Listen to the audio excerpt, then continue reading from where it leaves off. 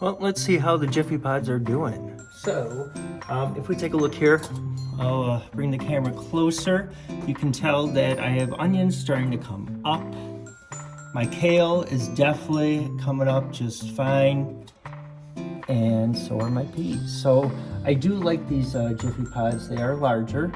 You can tell roots are coming out on the bottom. But one thing I'm going to do once the pea plants get a little larger, I am going to thin them out, which means to pull out the ones that look a little more weak and have one pea plant per pod. So once they get a little larger, I'll do that. And also the pods are still moist from the watering from last week. I don't need to water them. Lights are on a timer, so they are on about 12 hours a day right now. And then if we look at the hydrometer in here, we're at 95% humidity, 45 degrees Fahrenheit right now, with a low of 38.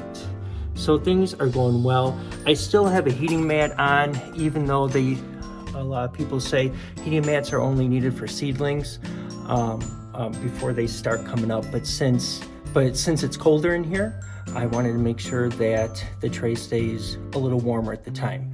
And right now, if we look at the top heater right here, the temperature is 52.1 degrees Fahrenheit. So I have it set to 60.